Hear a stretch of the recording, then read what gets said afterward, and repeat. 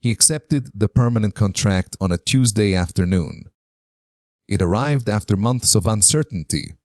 Short-term agreements, probation periods, quiet performance evaluations that were never explicitly threatening but always implied. The email was clear. Full-time, benefits, long-term stability. He read it twice before responding. This was the outcome he had been working toward. No more wondering if his access card would stop working one morning. No more calculating how many months of savings remained if something unexpected happened. No more polite overperformance designed to prove he deserved to stay. This was maturity. This was progress. He replied with gratitude, careful professionalism, and just enough enthusiasm. Within minutes, colleagues congratulated him. "You're set now." Must feel good to have security. It's a smart move. It did feel smart. That evening, he walked home with a quieter mind than usual. The city felt different, less threatening, less conditional. The buildings seemed stable in a way they had not before, as if by securing his position, he had secured his place within the structure of things. He told himself he could finally relax. For years, he had structured his life around reducing vulnerability. He grew up in a household where income was unpredictable, where adults spoke in lowered voices about bills, where opportunity depended on timing more than effort. He promised himself early that he would not build his life on uncertainty. So he chose a field known for stability. He avoided creative risks that offered high upside but fragile foundations. He declined freelance offers that paid more per project but lacked guarantees. Predictability became his strategy. This contract validated that strategy. For the first time, he allowed himself to imagine a future 5 years ahead. Same company, higher title, incremental raises, a steady progression upward. It looked respectable. It looked responsible. It looked safe. Weeks passed. The anxiety he used to carry dissolved almost entirely. He slept better. He stopped checking job boards just in case. He moved to a slightly better apartment, confident that his income would support it. He opened a retirement account and set up automatic contributions. His life began to feel organized into long-term timelines. Colleagues treated him differently now, not dramatically, but with the subtle recognition reserved for someone who belonged. Belonging mattered to him more than he admitted. He had spent years proving himself. Now he could maintain instead of proving. Maintenance felt peaceful, at least at first. 3 months into the new contract, he noticed something small. He stopped asking for difficult assignments, not consciously. Just gradually. When a complex project circulated, he evaluated the risk differently. Would success materially change his trajectory? Not significantly. Would failure damage his stable position? Possibly. He chose wisely. He chose safely. He told himself he was being strategic. The company valued consistency. He delivered consistency. The raises were predictable. Not dramatic, but reliable. The promotions were slow, structured, time-based. He learned the internal politics, understood the unspoken boundaries, adjusted his ideas to fit within them. This was how grown professionals behaved. He became more efficient, more measured, less ambitious in ways that were difficult to quantify.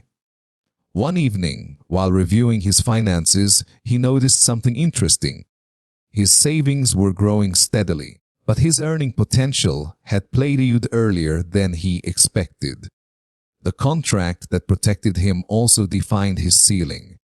There would be incremental growth, but no exponential leaps, no sudden expansions, no dramatic risk-reward cycles. He had traded volatility for predictability. Predictability included income. It also included limits. He closed the spreadsheet and leaned back in his chair. The realization was not painful. It was precise.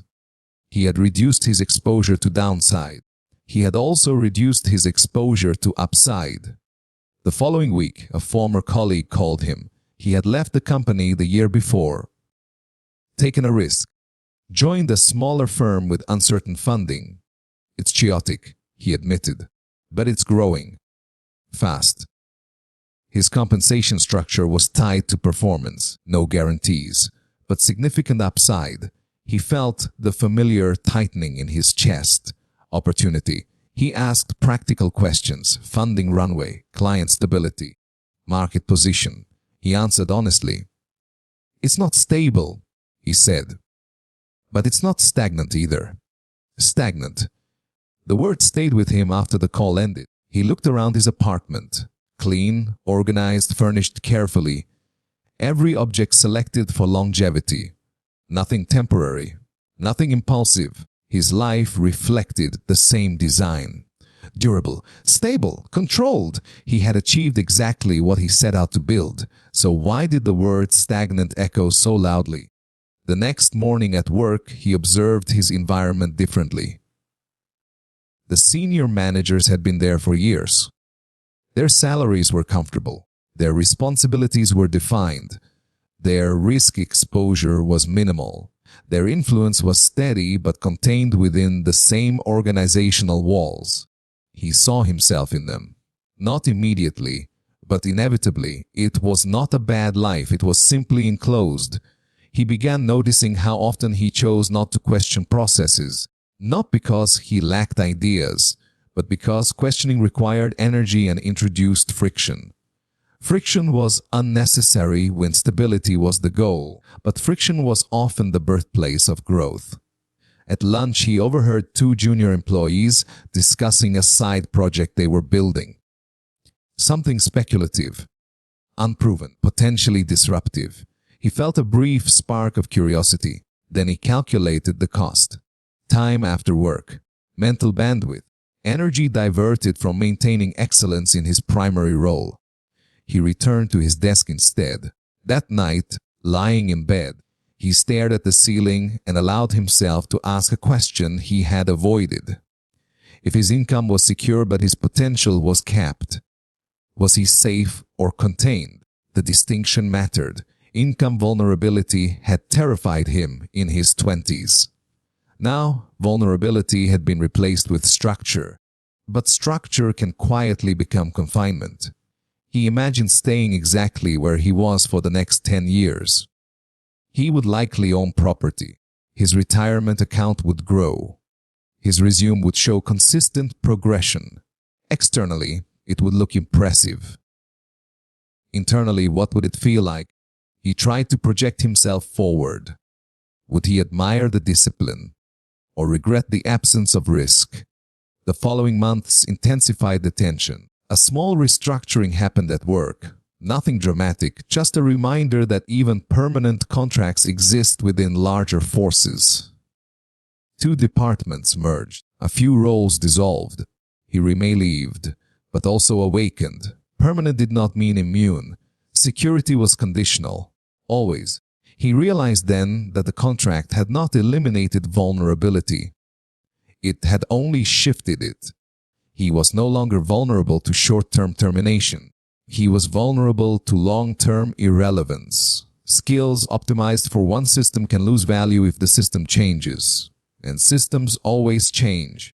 He began tracking his growth differently. Was he learning new capabilities or refining the same ones? Was he expanding his leverage or deepening his dependence? The answers unsettled him. He was excellent within this structure, but increasingly defined by it. One evening, he reopened the message from his former colleague. He did not respond. He did update his resume. He did not make any sudden decisions. Instead, he allowed the tension to exist without resolution. The contract had given him relief. Relief had slowly become comfort. Comfort was beginning to look like a boundary. He walked to the window and looked out at the city lights. Thousands of windows, thousands of lives making similar calculations. Stability versus expansion. Predictability versus possibility. Income protected versus income exposed. He understood now that the trade-off had never been about whether security was good or bad. It was about what security quietly replaces: the absence of fear, the absence of volatility, and sometimes the absence of urgency to evolve. He turned away from the window and sat in the quiet of his apartment. Nothing in his life was broken. Nothing demanded immediate change. He could continue exactly as he was and build a respectable, comfortable future. That was the power of the decision he had made. And also its weight. Somewhere ahead, there would be another choice. Not as obvious as signing a contract. More subtle. A decision between preserving what he had secured or exposing himself again to growth that carried risk. He did not yet know which version of himself would speak louder when that moment arrived. The one who remembers instability, or the one who fears stagnation. For now, the contract remained signed. The salary remained steady. The structure remained intact. But the question had entered the room, and it was not leaving.